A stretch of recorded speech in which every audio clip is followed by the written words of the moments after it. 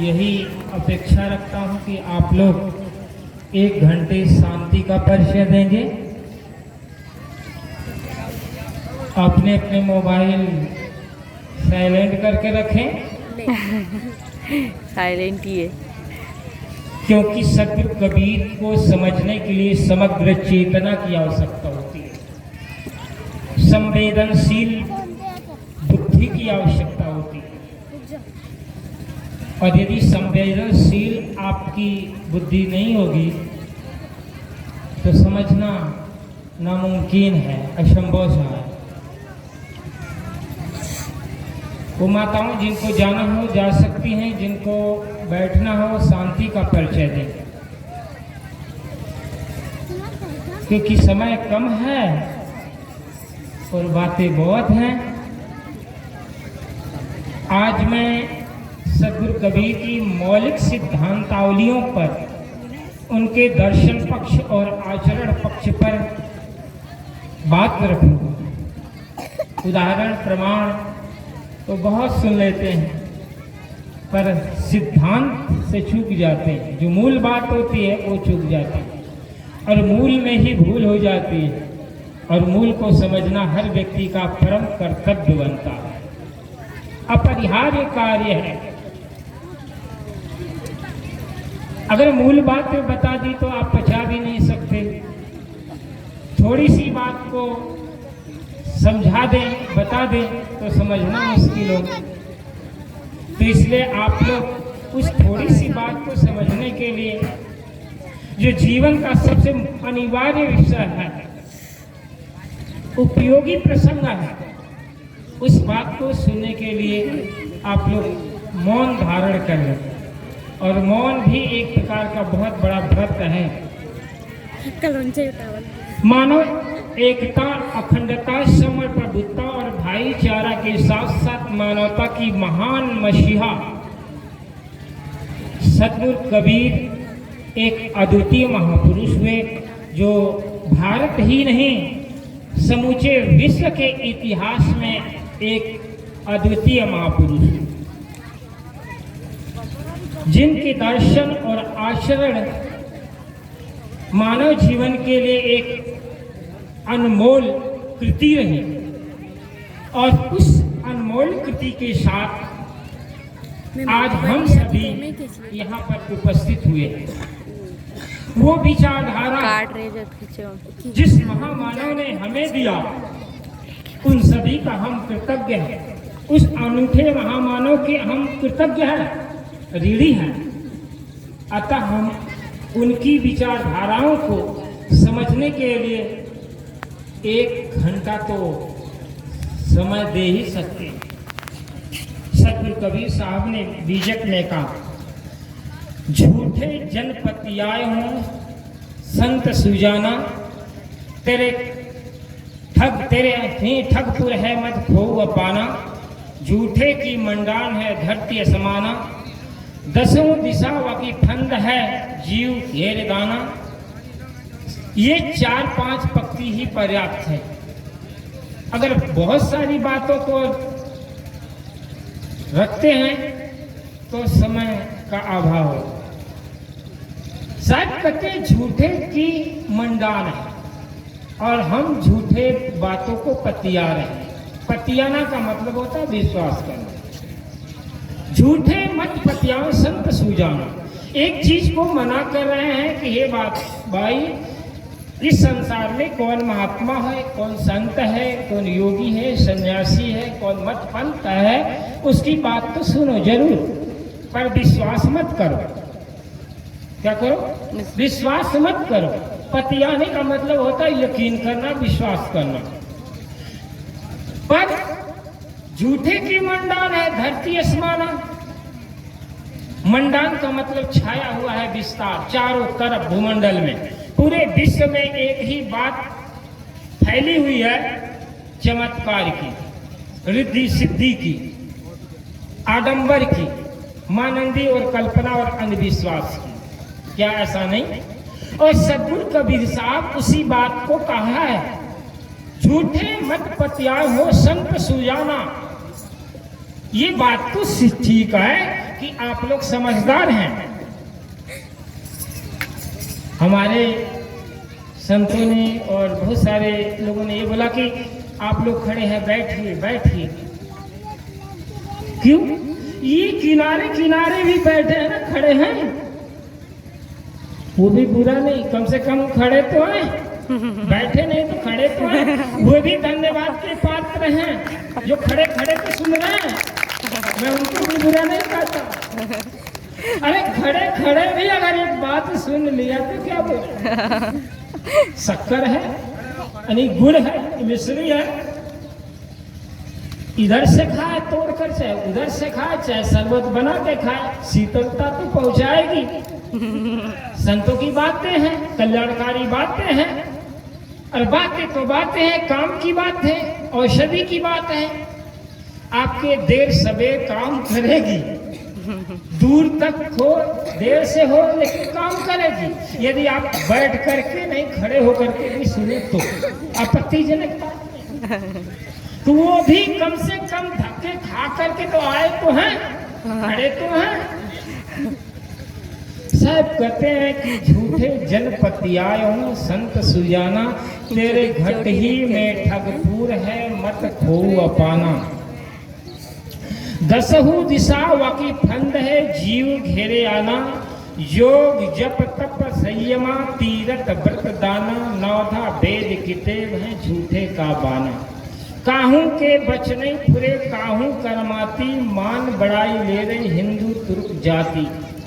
बात बेवते आसमान की मुद्दत नियरानी, बहुत खुदी दिल राखते बूढ़े बिन पानी। कहीं कबीर कासो कहो सकलो जग अंधा, सांचे से भागा फिरे झूठे का बंदा। पक्ति बहुत लंबी है, बात थोड़े में ही रखना चाहूँगा जितना हो सके। आप लोग कुछ समय अपनी मन की धारा हमारी तरफ जोड़े, इन पक्तियों की तरफ जोड़े, मैं मानता हूं आपको बहुत लाभ मिलेगा। पक्तियों पर चलते हैं, एक एक शब्दों का बारीकी से अध्ययन करते हैं। इतनी बारीकी से अगर आपके मन में परिवार, गाय बैल, नौकरी धंधा हिला रहा है, तो मैं ये कहूँगा कि वाकई में आप उठकर चले जाइए, कोई ज़रूरत नहीं। लेकिन जिस समय तक आप बैठे दुनिया के हर काम को भूल करके बैठे, तभी सत्संग संभव हो सकेगा, तभी कबीर को समझना संभव हो सकेगा। और ये बातें दुकान पर, खेती किसानी से, नौकरी धंधे पर नहीं मिलेगी। ये बातें सुनना आपको कहाँ मिलेगी? ऐसी भूमिका पर बैठ करके सुनने को मिलेगी। झूठे जनपतियाय। आज देखा जाता है दुनिया में 35 करोड़ की देवी देवता हैं, ईश्वर परमात्मा है, भगवान है, अल्लाह खुदा गॉड है। ये क्या है? आप सभी विश्वास करते हैं, पर जानते हैं इसका अस्तित्व है? आशीर्वाद का अस्तित्व है, श्राप का आशीर्वाद का अस्तित्व है। समाज में कुछ ऐसी भ्रांतियां हमारे धर्म के ठेकेदारों, धर्म के झंडेदार, बरवदार, मठाधीशों के द्वारा, गुरुओं के द्वारा, पाखंडी अंधविश्वासी धर्मताओं के साथ ऐसा भ्रामक बातें फैला दी गई है जिससे आदमी की बुद्धि कुंठित हो चुकी है, भ्रमित हो चुकी है।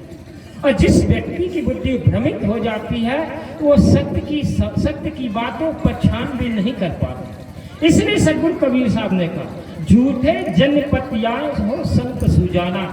इस सत्संग में जितने भी नर और नारी, माताएं बहनें बैठे हैं वो सुजान है, सुंदर जानकार है। क्यों?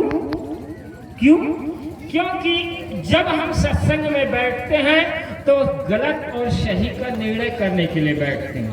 ये नहीं कि मैं कह दिया वो सत्य है, वो सत्य नहीं है। जो भी कथा मैं कहता हूं वो सत्य नहीं है। वो सत्य तब होगा जब बात आप अपने जीवन में हृदयंगम करेंगे। एक उदाहरण है, मैंने सुना एक बार की बात, एक लकड़हारा था, जंगल में जाकर सूखी लकड़ियां काटता था और काट करके अपने परिवार का, पत्नी का भरण पोषण करता था। एक बार की बात है, जंगल में गया और जंगल में एक नदी बह रही थी और नदी के किनारे एक पेड़ था, उस पर बहुत सी सूखी लकड़ियां थी और सूखी लकड़ियों को जैसे काटने के लिए चढ़ा, वो एक डाली पर पैर संभाला, दूसरे हाथ से डाली को दूसरी डाली पकड़ा और सूखी लकड़ियों को काटना शुरू। संयोग से हाथ से कुल्हाड़ी छूट गई और नदी में जाकर जा गिरी, पानी में जा गिरी।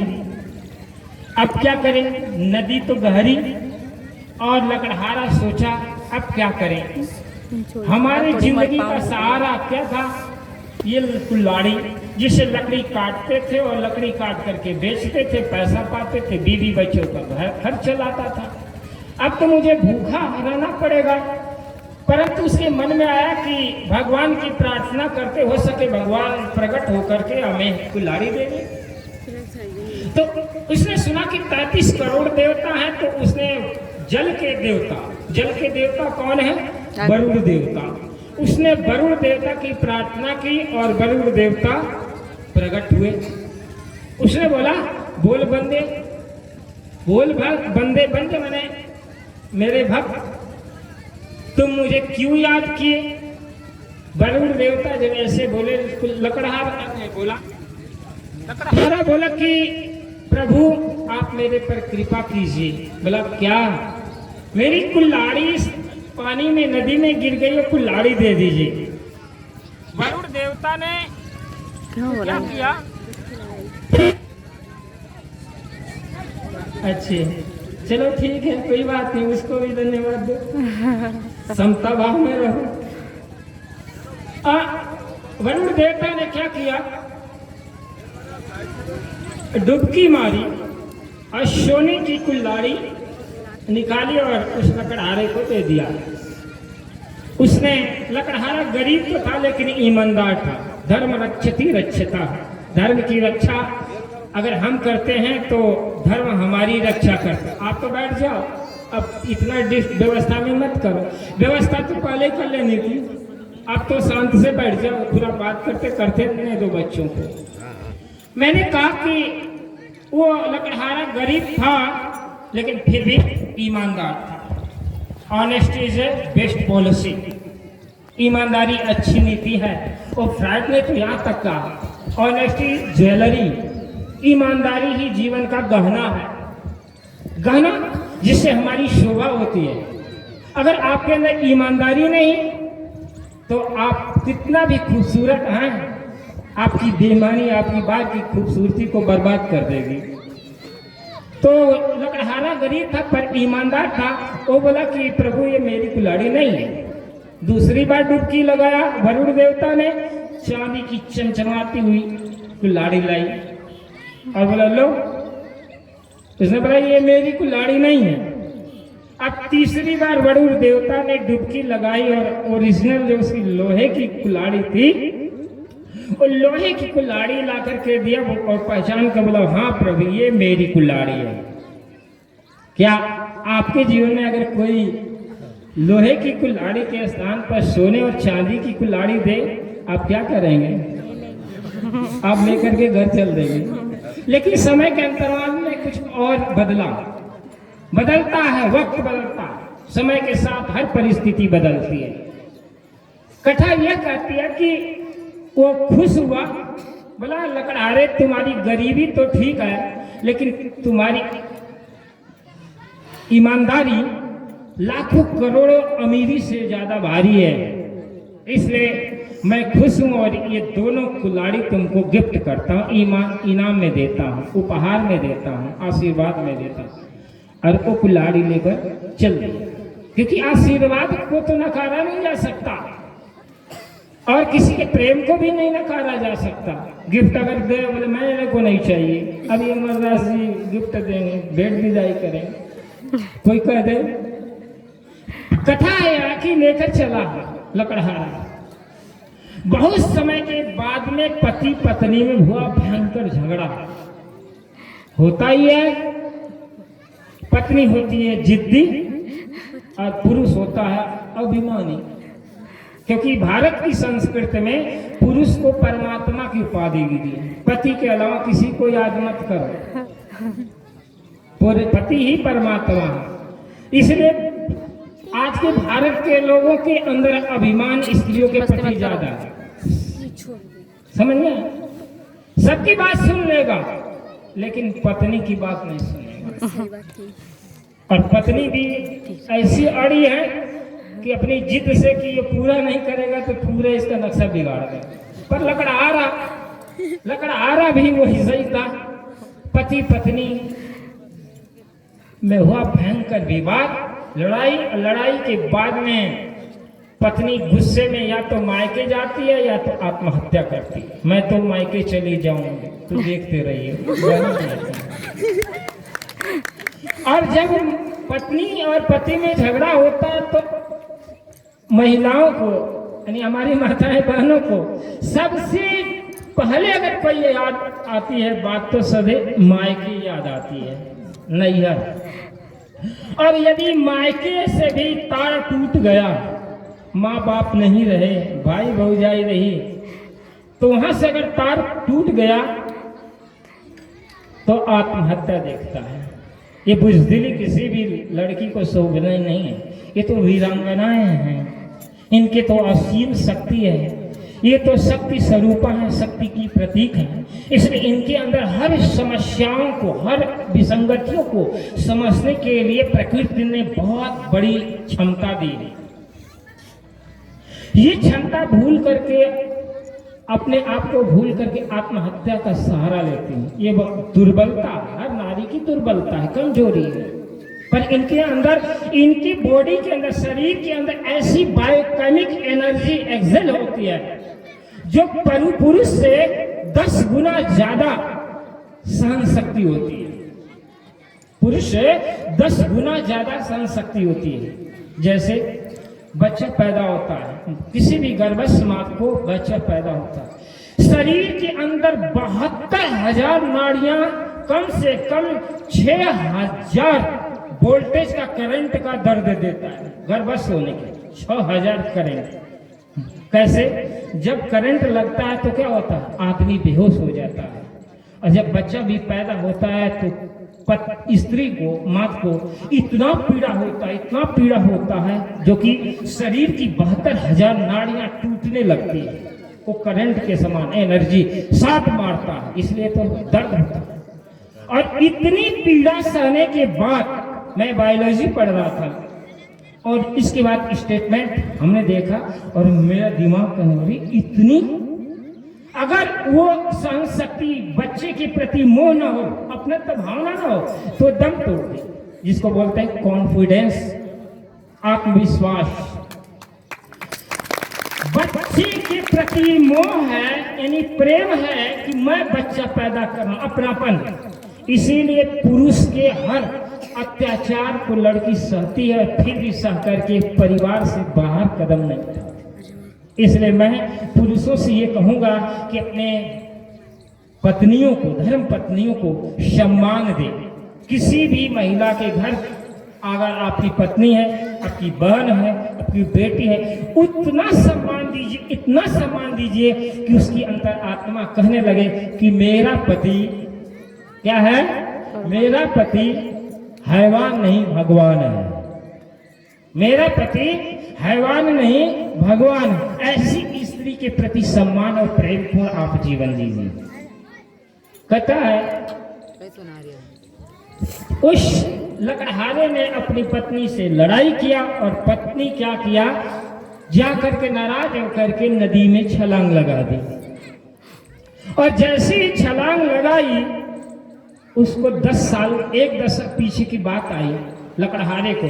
उसने बोला कि एक बार मेरी कुल्हाड़ी इस नदी में जा गिरी थी और मैंने वरुण देवता की प्रार्थना की और उसने पहले सोने की, फिर चांदी की और फिर मेरी ओरिजिनल दिया और मुझे उपहार में उसने फिर युक्ति सूझी कि मुझे तो वरुण देवता को याद करना चाहिए। उसने वरुण देवता को याद किया, फिर वरुण देवता प्रकट हुए और प्रकट हो लेकर के बोले कि प्रभु, बोले बोल बंदे, तुम किस लिए याद किया?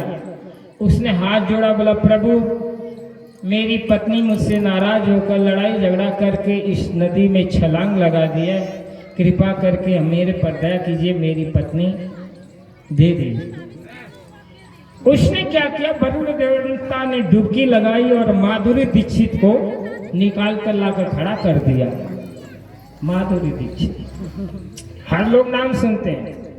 अब समय बदला, व्यक्ति का सोच बदला और वो माधुरी जी दीक्षित का हाथ पकड़ा और चल दिया। लकड़हारा कि इस हरकत देख करके, लकड़हारा की इस हरकत को देखकर वरुण देवता दिमाग ठनक गया। 10 साल के बाद में ये ईमानदारी खो दिया। सोने को त्याग सकता है, चांदी को त्याग सकता है, कंचन को त्याग सकता है, धन दौलत को, ये कामनी को नहीं त्यागा। माधुरी दीक्षित को पकड़ कर ले जा रहा, बोला सुन बेईमान कहाँ का, तुम्हारी ईमानदारी से तो मैं सोने और चांदी की कुल्हाड़ी दी, आज तुम बेईमान हो गए 10 साल। लकड़हारा बड़ा 1 लाख की कीमत की बात कही। बोला प्रभु मैं बेईमान नहीं हूं, मैं उतना ईमानदार आज भी हूं जितना पहले।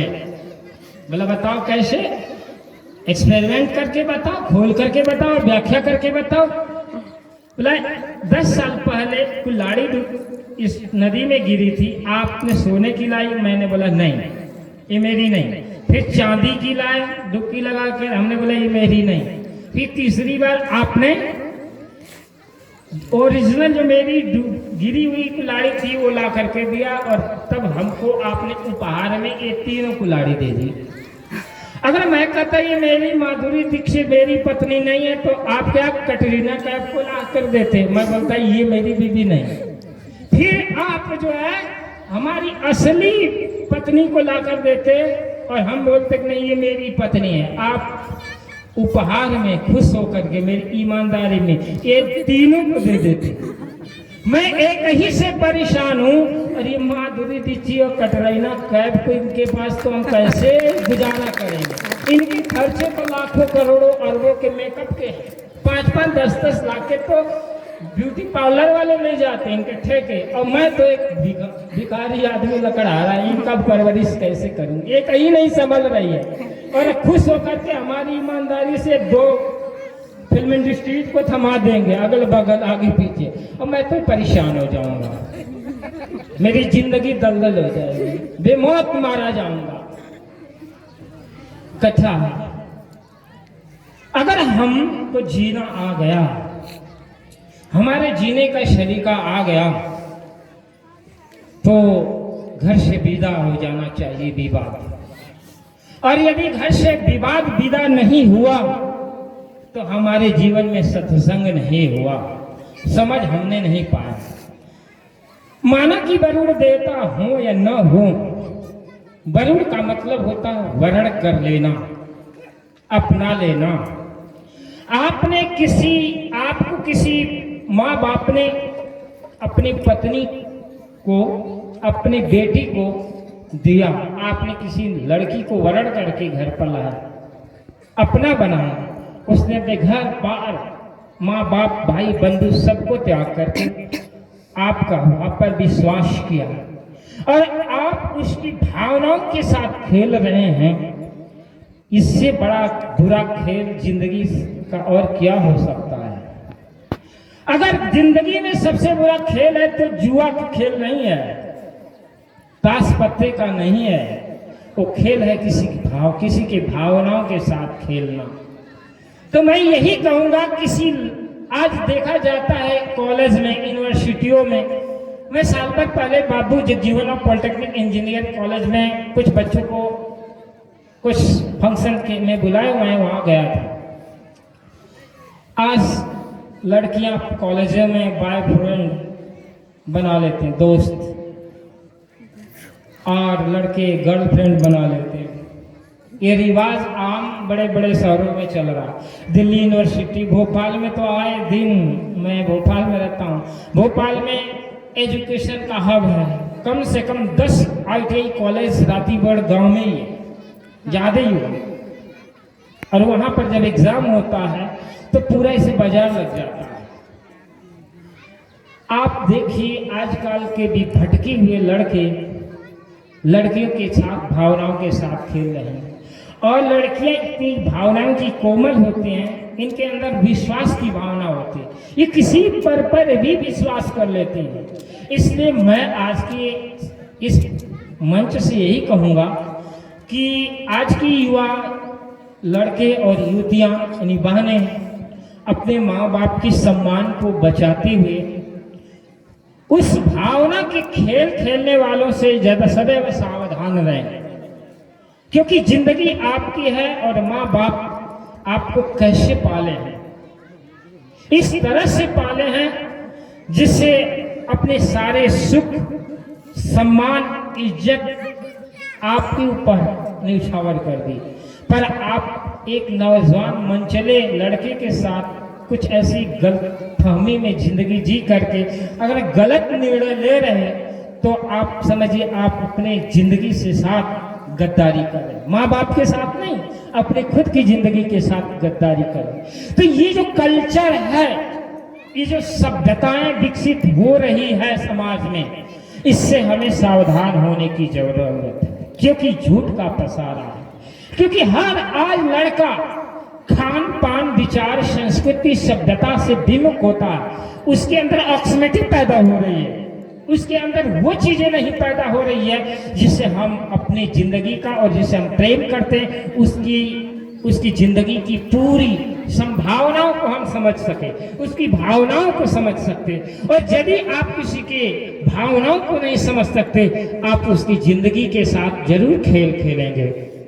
मैंने सुना है सतगुरु कबीर साहब कहते हैं, झूठे जनपति आए हैं संत सुजाना। ये संत संग हमारे केवल आत्म कल्याण का ही परिप्रेक्ष्य नहीं है, प्रसंग नहीं है कि हम मुक्त हो जाएंगे। आप अगर व्यवहारिक जीवन में हैं तो भी आपको यही करना चाहिए कि गलत क्या है सही क्या है। आप किसी व्यक्ति के साथ दोस्ती करते हैं, मित्रता करते हैं, तो आप क्या करिए, उसके वाणी को पहचानिए, वो बोल क्या रहा है। साहू चोर चीने नहीं, अंधा मत काहीन, पारक बिना विनाश है, कर विचार हों दिन। पारक आपके अंदर है, परीक्षण विशेषज्ञ आप खुद है, विवेक शक्ति आपके अंदर है। तो आप किसके साथ बैठते हैं? चोर के पास बैठते हैं, साहूकार के पास बैठते हैं, आपका विवेक काम करता है। लेकिन आप यदि लोभ से ग्रसित हैं, आप काम वासना से ग्रसित हैं, क्रोध से ग्रसित हैं, तो आपकी बुद्धि पर पर्दा पड़ जाए, अविवेक छा जाए। सब कहते हैं झूठी जनपति आयो संत सुजाना। हे अच्छे जानकारों, हे समझदारों, हे बुद्धिजीवियों, हे प्रज्ञा पुरुषों, आप क्या करो, झूठे की बातों पर विश्वास मत करो, पंडित पुजारी और धर्म गुरुओं पर विश्वास मत करो। कोई ईश्वर परमात्मा देवी देवता नहीं है जो तुम्हारा भला कर सकता है, तुम्हारे दुखों को दूर कर सकता। ये सारी मिथ्या मानंदीय कल्पना है, और जब तक इस मिथ्या मानंदी कल्पनाओं से ऊपर नहीं उठोगे, आपका सुख, आपका शांति, आपका कैवल्य, आपका निर्वाण आपसे कोसों दूर होगा। झूठे जनपति आए संत सुजाना, तेरी ठगपुर में है मत खो हुआ पाना। अपाना का बल्ला अपनी शांति, आपकी चेतना, इसको मत खो। ये झूठी बातों में अगर पड़ गए तो अपने आप को खो जाओ, अपनी चेतना को विस्मृत कर लो। जीव तत्व को, आत्म तत्व को, चेतन तत्व को, कॉन्शियस को आप खो दोगे, नहीं समझोगे। 10 दिशाओं की ठंड है। 10 दिशा क्या होता है?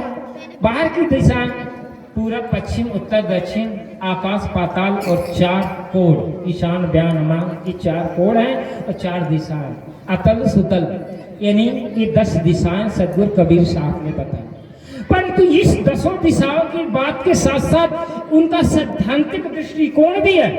ये 10 दिशा, पूरब, पश्चिम, उत्तर, दक्षिण और 4 कोण, 8 हो गए। ऊपर आकाश से नीचे पाताल, ऐसा माना जाता है। ये 10 दिशाएं हैं।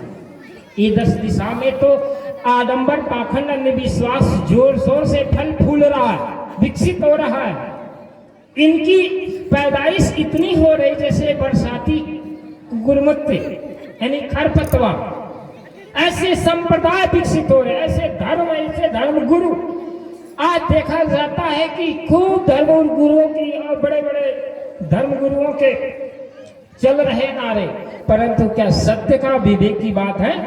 भागवत की कथाएं खूब टेलीविजन में चल रही है, लेकिन भागवत में जो 7 सार बातें कही गई वो तो कोई नहीं कहता। राधे राधे राधे करके पूरा जिंदगी को आधा कर दे रहे हैं। तो सदगुरु कबीर साहब कहते हैं 10 दिशाओं की फंद है किसकी? हमारी चेतना की, हमारी जीव की। जीव का सबसे बड़ा फंदा क्या है? 10 दिशा। बाहर की कल्पना में विश्वास दो धर्म गुरु बता रहे हैं, कोई राधा स्वामी है, कोई निरंकारी है, कोई परमात्मा द्वैत है, कोई ईश्वरवाद है, कोई विशिष्टाद्वैत है, कोई द्वैताद्वैत है, कोई नास्तिकवाद है। इतना तमाम तरह के सिद्धांत लिखते हैं। और सदगुरु कबीर साहब कहते हैं सैद्धांतिक सिद्धांत भी बंधन है। क्या? 4 वेद ये सिद्धांत है और 6 शास्त्र। क्या? 6 शास्त्र और 4 वेद, ये 10 हमारे सिद्धांत हैं। इन फंदों में पड़ने वाला ये 10 दिशा, 4 शास्त्र और 4 वेद ये जीव के फंदे हैं। 10 दिशा वाकी फंद है, जीव घेरे दाना, जीव को घेरे हुए हैं, इसी बंधन में फंसे हैं। साहब कहते हैं बगु जाल भंवर जाल बगु जाल है बूढ़े बहुत अच्छी। भंवर का मतलब होता है संसार का बंधन, और बगु जल माने वाणी का जंगल। भंवर जाल बगु जाल है बूढ़े बहुत अचेत, कहीं कबीर पे बातचीत जाके हृदय विवेक, और विवेक बड़ी मुश्किल से पैदा होता है। तो ये सैद्धांतिक क्या है? बंधन है। किसका? आप सभी का बंधन है। परिवार तो बंधन है, छोड़ देते हैं, सभी साधु छोड़ देते हैं, लेकिन बाहर से छोड़ते हैं, अंदर से छूट पाना बड़ा कठिन है। इतना कठिन है, इतना कठिन है जैसे रबड़ देखते हैं, रबड़ खींचो तो बढ़ता जाता है, और जैसे घर द्वार छोड़ करके त्यागी बनते हैं, परिवार का मोह और घना हो जाता है। इसलिए मैं कहता हूं कि परिवार में रह करके त्याग करो। जब आपके अंदर भाव हो, मैं परिवार त्यागने के पक्ष में नहीं हूं, बिल्कुल। जब हम तो कहते हैं कि परिवार त्याग का अर्थ है भाव का त्याग, आप मुक्त हो सकते हैं। मैंने सुना है भगवान बुद्ध के समय में एक मंजूश्री था। मंजूश्री भगवान बुद्ध के समय में बुद्धत्व को प्राप्त करने वाला भिक्षु। कैसा था? वह गृहस्थ था। गृहस्थ, मैं एक दिन पहले दिन बात कर रहा था सील के बारे में। भगवान बुद्ध गृहस्थ के लिए 5 सील बताए, साधु के लिए 8 सील बताए, और 8 सील का भी पालन गृहस्थ कर सकता है यदि वो निश्चय करे। भगवान बुद्ध तथागत के समय में मंजूश्री गृहस्थ में रहते हुए भी 8 सील का पालन करता था, और सारी पुत्र जो धर्म पुत्र यदि धर्म में अग्रण था, वो सारी पुत्र उसको बुद्ध के समान स्थित वर्ग मानता था, बुद्ध के समान मंजूश्री को मानता था। जब सारी पुत्र कभी उनके मन में भ्रम पैदा होता था तो मंजूश्री के पास जाकर के शंका समाधान करता था। मैंने बुद्ध को भी पढ़ा। भगवान बुद्ध कहते हैं उनके समय में एक अनपढ़ गंवार एक भिक्षु था, गया। तो जब उसके पास गया तो 12 साल धान कूटता था। अब क्या है, भगवान बुद्ध की भाषा समझ में नहीं आती, भाषा नहीं समझ पाती, तो प्रवचन सुनता तो लोग बोलते ये तो पढ़ा लिखा नहीं है, ऐसा करो इसको सेवा में लगा।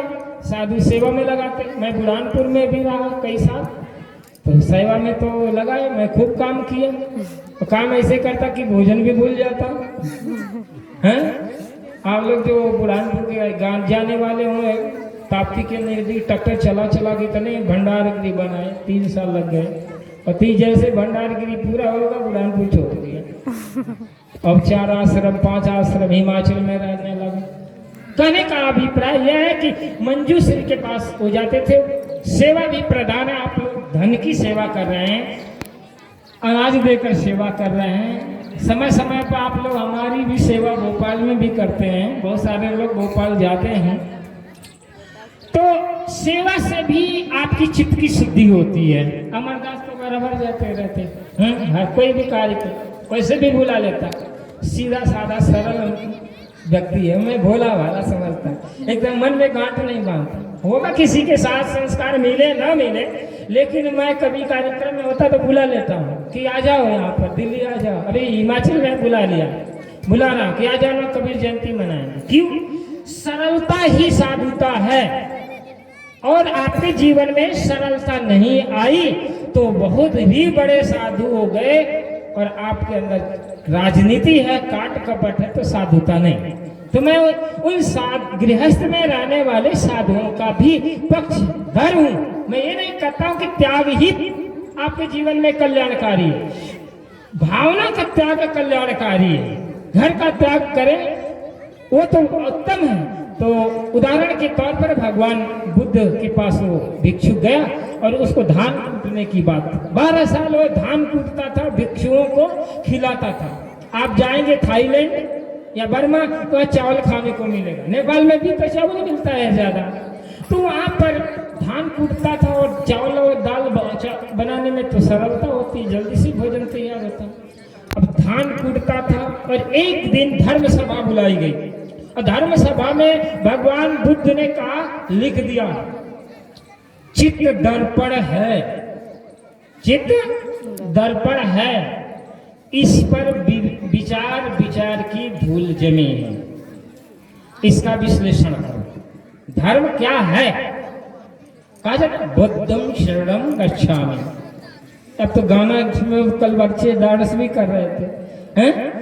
तो वो तो डांस करने की बात नहीं, यहाँ समझने की बात है। बुद्धम शरणम गच्छामि, मैं धर्म की शरण जा रहा हूं। अब यहाँ बैठे हैं आप लोग, किसके शरण में? बुद्धम शरणम गच्छामि, ये महावाक्य है। बुद्ध की अनुदेशना में सबसे मुख्य बात अगर यह है तो आप धर्म की शरण में हैं। आप किसी महात्मा की शरण में जाएं, जिसे महात्मा बोलते हैं दीक्षा ले लो, दीक्षा। आप किससे दीक्षा ले रहे हो? आप धर्म के शरण में जा रहे हैं।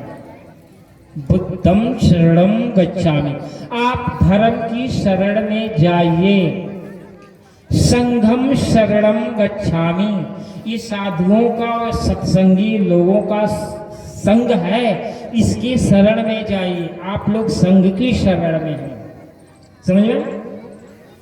और बुद्ध का मतलब यह है कोई शरीर नहीं, ज्ञान के शरण। बुद्ध यानी ज्ञान के शरण में जाइए, धर्म के शरण में जाइए और संघ के शरण में जाइए। ये 3 महारोग, अगर आप इन 3 के शरण में जाएंगे तो 3 रोग मिट जाएगा, जन्म मरण और गर्भव्यास। ये जरा और मरण और व्याधि, जो शरीर में रोग है वो मिट जाएगा, मृत्यु मिट जाएगी और बुढ़ापा का रोग मिट जाएगा। जरा मरण और व्याधि, भगवान बुद्ध ने 3 वाक्य की बात किया कि 3 रोगों से मुक्ति है। जरा माने बुढ़ापा, बुढ़ापा सबसे बड़ा रोग है। तो बुढ़ापा में सारे दुख घेर लेते हैं, इसलिए बूढ़ों को अपने आत्मविश्वास को बनाए रखना चाहिए। तो भगवान बुद्ध कबीर साहब ने कहा, 10 दिशा वाकी फंद है जीव घेरे आना। जीव के घेरे हुए मानंदी, योग जप तप संयमा तीरथ व्रत दाना, और 9 वेद किताब है झूठे का बाना। कहते दान भी बंधन है यदि आप निस्वार्थ भाव से नहीं किया। आपने दान दे दिया सत्संग में और बोले मेरा नाम तो नहीं सुनाया भाई, अभी नाम लिस्ट दे रहे थे, बोले यार जो बात काम किए वो करो, सुना देना। अगर नाम के लिए दान कर रहे हो आप तो फिर वो दान नहीं है। आप शिवी का नाम सुना है, राजा शिवी का नाम सुना है, हरिश्चंद्र का नाम सुना है, कर्ण का नाम सुना है। आप ऐसा दान दे दो जो इतिहास में अंकित हो जाए। यदि आप बिना नाम के दान देते हो तो धर्म के खाते में लिखा जा रहा। प्राचीन समय में राजा महाराजा गुप्त दान करने की प्रथा जारी किए थे। गुप्त दान का अर्थ होता है कि उस दान का हमें अभिमान न हो, पर हम दान दे करके 1000 2000 देख करके अपना नाम सुनना चाहें, सुनाना चाहें, अब इससे नादानी और क्या हो सकती है? इससे ज्यादा बचपना और क्या हो सकता है? ये तो बचकानी बात हुई, ये तो एक खेल हुआ अपनी जिंदगी के साथ। तो सतगुरु कबीर साहब कहते अगर नाम के लिए, सम्मान के लिए, इज्जत पर्सनालिटी के लिए, यश कीर्ति के लिए अगर दान दे रहे तो ये तुम अपने साथ छल कर रहे हो। ये फंदा है, ये दान देना अभी जाल है, फंदा है, समझ में ले आ रहा चाहिए। इसलिए नाम के लिए दान मत करो। दे दो कि शुभ कर्म है, इच्छा से दिया तो दिया, अब दिया तो धर्म का कार्य हुआ, बस आपका चित्त शुद्ध हो गया। कैसे? निस्वार्थ, निष्काम और इच्छा रहित होकर के बिना मांगे खुल करके दान दो तो आपका चित्त शुद्ध हो जाएगा, निर्मल हो जाएगा और वो पुण्यशाली पुनीत मन को पुनीत कर देगा, पवित्र कर देगा, शुद्ध कर देगा। और अब नाम सुनने के लिए दान दिए, लिस्ट में मेरा नाम नहीं है, तो भैया तुम तो खेल कर रहे हो या अपने साथ गद्दारी करो, ठगहारी कर रहे हो। दसों दिशावा की फंदे जीव ने योग जप तप संयमा तीरथ व्रत दाना नौदा वेद किताब झूठे का बाना। सतगुरु कबीर साहब कहते हैं रामचरितमानस में नौदा भक्ति का वर्णन आता है, नाम रूप गुण यश है, कुछ हद तक तो ठीक है। प्रथम भगति संतन कर संका, तो ये सात संतों का संग तो शुभ है, सेवा करना तो शुभ है, लेकिन नाम रटना ये गड़बड़ है। तो वहां विवेक युक्त भक्ति नहीं, भक्ति केवल दो है। पहली भक्ति सगुण भक्ति, चेतन भक्ति, ठीक है। दूसरी भक्ति निर्गुण भक्ति। सगुण माने जो संत महात्मा है उनके प्रति आस्था रखो, विश्वास रखो, सेवा की भावना रखो, परोपकार की भावना रखो। बड़े बुजुर्ग माँ बाप हैं उनके प्रति पितृ भक्ति, मातृभक्ति, अतिथि भक्ति रखो। अपने से माँ बहन बेटियां बड़ी हैं तो छोटे बच्चों को सम्मान और आदर दो, ये भक्ति का अंग है। वहां से भक्ति फलता फूलता है। मर्यादा का पालन करो, सदाचारी रहो, शिष्टाचार का पालन करो, यहाँ से भक्ति के बीज उगते हैं और आपके जीवन को हरा भरा कर देता है। खुशबू गुलों पे लाल हो से गुलों पे लाल होते हैं सदा खार के नीचे, बहादुर जान देते हैं तलवार के नीचे। जो गड़ गया है झंडा उखाड़ा नहीं जाएगा, जो बढ़ गया कदम पिछाड़ा नहीं जाएगा। परवाह नहीं है कुछ भी जमाना खिलाफ हो, रास्ता वही चलेंगे जो सीधा और साफ हो। जो व्यक्ति अपने जीवन में ठीक साफ सुथरा और सरल बातों को अपने जीवन में हृदयंगम कर लेता है तो फिर क्या होता है, उसके जीवन में भ्रांतियां विदा हो जाती हैं। धर्म अवतरित होता है। धर्म एक रूपांतरण है, धर्म एक परिवर्तन है, धर्म एक सुधार है, धर्म एक सुवाच है। धर्म आपके जीवन में अगर आता है तो बाहर के इत्र फूले तेल लगाने की आवश्यकता नहीं होती है। तो सतगुरु कबीर साहब के नौधा वेद किताब है सब झूठे का बाना। किताब मुसलमानों में किताब का प्रचलन है, सब कहते हैं झूठे का। काहू के बच नहीं फुरे काहू करमाती, मान बड़ाई ले रहे हिंदू तुरुक जाति। क्या बात है, कितनी बढ़िया बात। अभी तो मैं दान देने की बात कर रहा था, ये मान बड़ाई के लिए कहते हैं। ये हमारे धर्म गुरु भी वेद किताब के ठेकेदार, किताब और वेद ये झूठ का लवादा ओढ़े हैं। आप लोगों को सावधान होना चाहिए कि आप किसी भी पारखी हो या बेपारखी हो, सत्संग में जाइए, कोई विरोध नहीं, जाइए, कोई मतवादी पत्थी संतंगी कोई भी जाइए खुले दिल से। आप सत्संगी है, शराबी है, मांसाहारी, सबको बुलाइए, उससे दूर मत होइए। एक बार मैं सत्संग में था तो एक भक्त बोला वो मांसाहारी है, शराब पीता है, उसको नहीं निमंत्रण देंगे। हमारे क्यों, क्या अपराध कर दिया भाई? अरे मांस खाता, खाने दो, समझ तो आएगा। यहाँ पर पी रहा, पीने दो, क्या बिगाड़ रहा तुम्हारा? अपना जीवन बिगाड़ा। तुम तो प्रेम करो, शराबी से भी प्रेम करो, दुश्मन से भी प्रेम करो, निमंत्रण तो बैठाओ, बैठेगा तभी तो समझेगा। क्या अपराध तुम्हारा कर दिया? अरे दुश्मन से भी तो दुश्मनी भुला करके मित्रता करो। अब खूटा गाड़ लिए अहंकार का कि मैं तो ये नहीं करूंगा, उसे लड़ाई कर दिया। ये गांठे क्यों? गांठे तो जन्मों जन्मों से बधे हुए। खोलो, अब खोलने की बारी आई है। साहब कहते नौ धाबे दिखते झूठे, काहू के बचने पूरे, काहू के करामाती। कोई करामात करता, कैसा करामात? अरे मेरा गुरु तो बड़ा सिद्ध है, उसका दर्शन कर लो, उसे दीक्षा ले ले, तेरा बेड़ा पार, गरीबी दूर, तुम्हारी नौकरी लग जाएगी, तुम्हारी शादी नहीं हो रही, शादी भी हो जाएगी। अब गुरु के पास जाने के बाद शादी हो जाए, नौकरी लग जाए, तो इसका मतलब ये धंधेबाज गुरु हो, वो पारखी नहीं है, विवेकी नहीं है।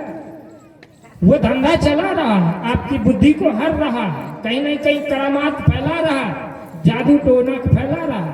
इससे सावधान हो। करामात और चमत्कार की बातों से सदा सावधान होना, चालबाजी चलती है। साहब कहते हैं काहू के बचने पूरे, काहू करामाती, मान बढ़ाई हुए हिंदू तुरुत जाते। बात बेवते आसमान की। आसमान का मतलब होता है कल्पना, कल्पना अंधविश्वास। बात बेवते आसमान की, मुद्दत नियरानी। मुद्दत का मतलब बहुत समय से, भाई प्राचीन काल से, युगों युगों से, अनादि काल से मुद्दत नियरानी। और आज भी वही कल्पना अंधविश्वास ईश्वर परमात्मा की बातें चल रही। बहुत खुदी लागते बूढ़े बन पानी, कहीं कबीर काशु कहो। और संसार में इतना अंधे पड़े हुए हैं, कहते काशो कहो, किससे कहूं, मजबूर है। मैं भी मजबूर हूं। आप लोगों को दिल की बात बताता हूं। मैं 2008 से बुरहानपुर से बाहर भ्रमण किया, LLB करके। बनारस बेचू से जब आया तो human right anti corruption forum का वाइस प्रेसिडेंट आज भी हूँ। तो मैं IPS MP तिवारी भोपाल में रातीगढ़ में एक ह्यूमन राइट करप्शन में मीटिंग में बैठा, और उस मीटिंग में हॉल में होता रविंद्र भवन। जो भोपाल से चिर परिचित लोग हैं वो जानते हुए रविंद्र भवन में हम 2008 में बैठे, जिसमें IPS MP तिवारी और भोपाल के जितने IPS अधिकारी थे, बड़े फॉरेस्ट विभाग के लोग, करीब 300 लोग पूरे मध्य प्रदेश से रिटायर्ड अधिकारी बैठे थे। चिन्मयानंद मिशन से हमारा परिचित RK सारस्वत से आरेना कॉलोनी। मैं कबीरपंथी बाद में हूँ। मैं 1999 में 1999 में बुरहानपुर में आया, और जब आया तो कुछ साधुओं ने हमें अपना, उनका प्रेम भाव जुड़ा और हम कुछ समय तक गुजरे, वहाँ पर रहे। जब आया तो मैं एक होटल में ठहरा था बुरहानपुर में। फिर कुछ साधुओं ने बोला यहाँ कोई कमी नहीं, यहाँ रहो। तो 15 दिन रहा, किताब लेकर हम ऋषिकेश चले गए। ऋषिकेश से बाद फिर मैं आया और खूब प्रश्न किया। प्रश्न उत्तर से महान साहब और उत्तम साहब दोनों परेशान हो गए। फिर हमारे, आप परीक्षक साहब से ना महात्मा से जानते हैं, उनसे भी खूब घमासान तर्क वितर्क हुए। बुरहानपुर के जितने साधु हैं, मोई साहब हो या कोई साहब, मोई साहब हो, परीक्षक साहब, तर्क वितर्क हुआ, मेरे समाधान नहीं हुआ। करते थे, मैं तर्क वितर्क करता था, पर बना साहब हमारे बहुत प्रिय है आज भी। हम तो अब कई दूर हो गए, दूर दिल से पर नजदीक है। शंका समाधान हुए और हम दिल्ली में रहने लगे। बोला आप चलो। वहाँ दिल्ली में खूब प्रचार किया, बहुत प्रचार किया, पूरे हरियाणा में प्रचार हुआ। फिर उसके बाद में हम अपना भोपाल में रुकमुख किए। हमने एक लक्ष्य किया कि मैं कबीर की विचारधारा को भारत में ही नहीं पूरे विश्व में फैलाएं।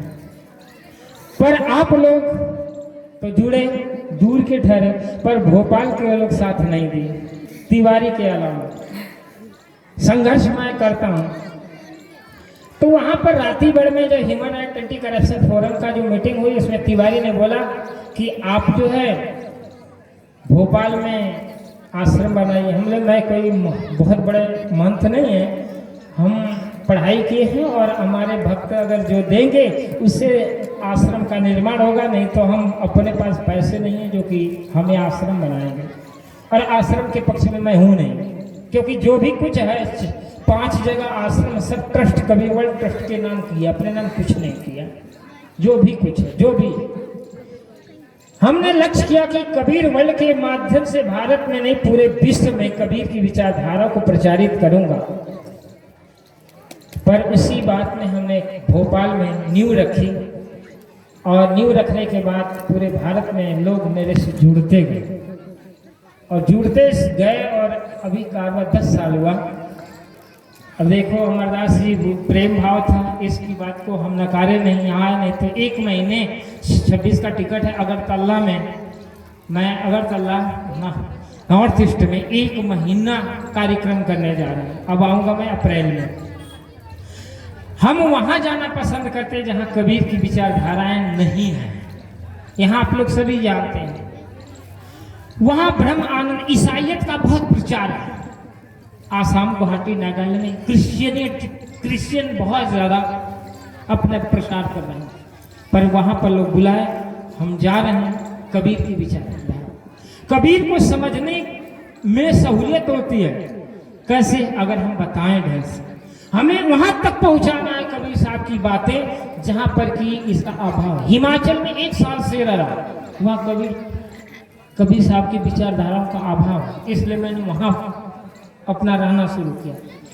उदाहरण के तौर पर आप लोग को यही कहूँगा, कबीर साहब की विचारधाराओं से इतना सरस अकाट्य निर्णय आपको जिंदगी में कहीं नहीं मिले, किसी भी मतपंथ सिद्धांत में।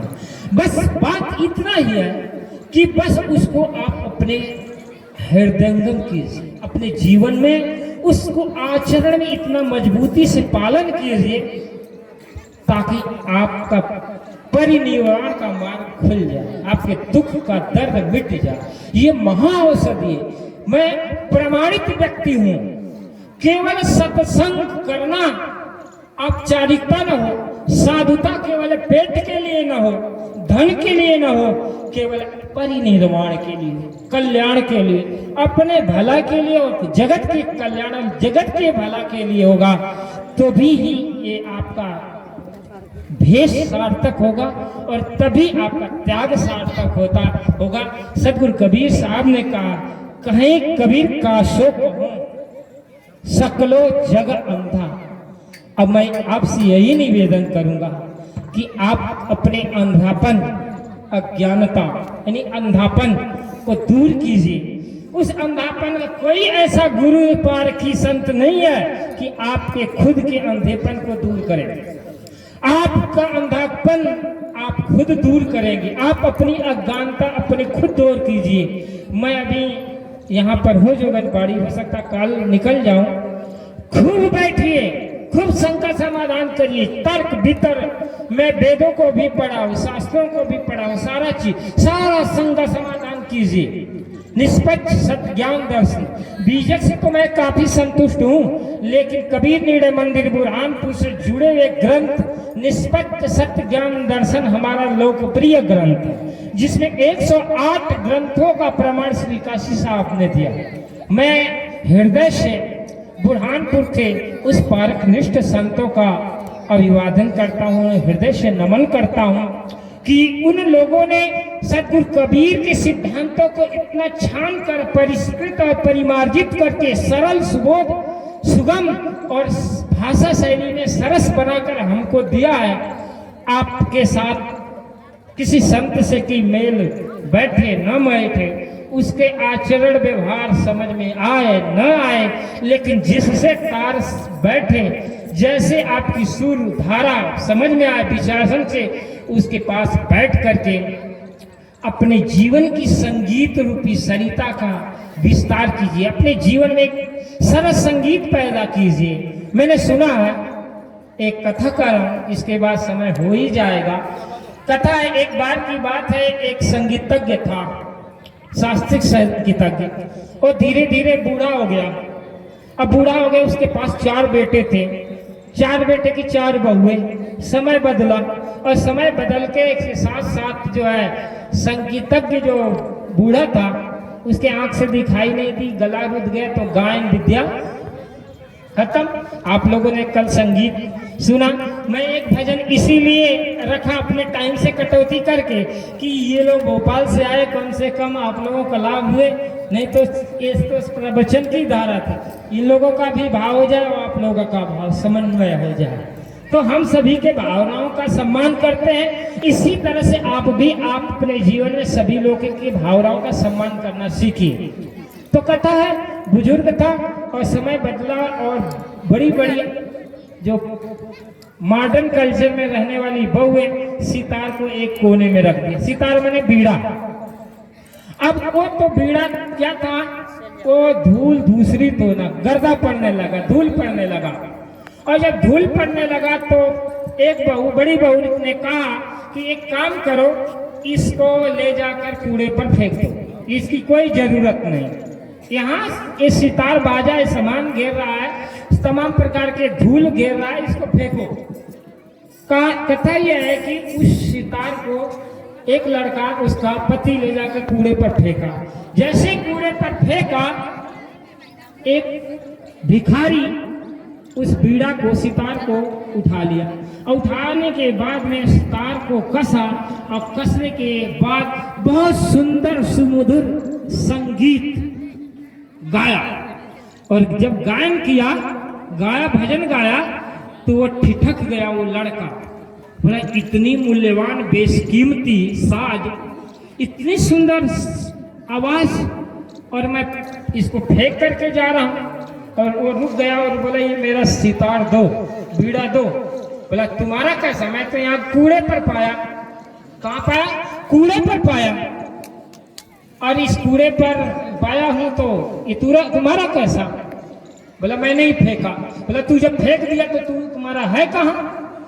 अब ये कहा राजा के पास गए, राजा ने नेड़ा दिया, बोला कि ये सितार तुम जब फेंक दिए तो सितार वादक का, उसका जो सितार की कीमत को जानता है, जो साज बजाना जानता है, वही उसका अधिकारी है।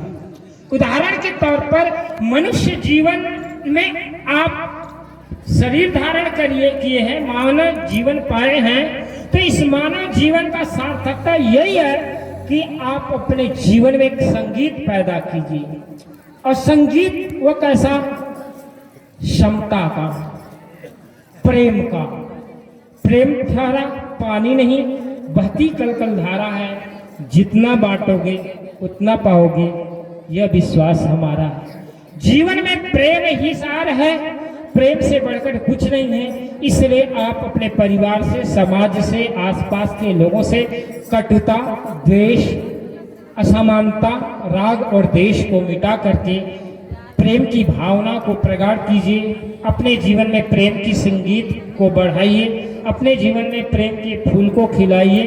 कहा जाता है मुस्कान के इरादे अशकों में ढल गए, आए बहार बन के खिजा ढल के बन गए। हकीकत न जान पाए गम और खुशी की, हम थे गुल गले लगाए, कांटों से छल गए। जिंदगी आपकी है, जीवन तो खुशबू फैलाने के लिए मिला है, फूल की तरह खिलाने के लिए मिला है, पर आप अपने जीवन के गले में आसपास कांटों से छलावा करके अपने जिंदगी को लहूलुहान कर दो। इसमें मेरा और आपका या किसी और का दोष नहीं है, आपका दोष है। इस 2 दिवसीय सत्संग समारोह में आप लोगों ने शांति का परिचय दिया। इसमें जो भी अमरदास के साथ साथ उमराव बाई या जो भी हमारे आयोजन में सहयोगी जन हैं, तन से, मन से, धन से, सेवा से आप लोगों ने योगदान दिया, प्रेम का और भक्ति का सच्चा परिचय दिया, और आपने इस कार्यक्रम को सफल बनाया। इसी सफलता के साथ, इस कार्यक्रम के सफलता के साथ साथ मैं यही मंगल कामना और आप सभी माताओं बहनों के प्रति मंगल मैत्री की भावना प्रेषित करता हूँ, मंगल मैत्री की भेंट देता हूँ, ताकि आप अपने आसपास मंगल फैलाइए, मंगल की भावना दीजिए। सभी के जीवन में मंगल हो, आपका मंगल हो, आपके समाज का मंगल हो, परिवार का मंगल हो, आपका जीवन सुखद हो। और इसी सुखद जीवन के साथ साथ आप अपने जीवन के साथ दूसरों के जीवन में सुखदायी माहौल पैदा कीजिए। आपका कल्याण हो, समाज का कल्याण हो, राष्ट्र का कल्याण हो।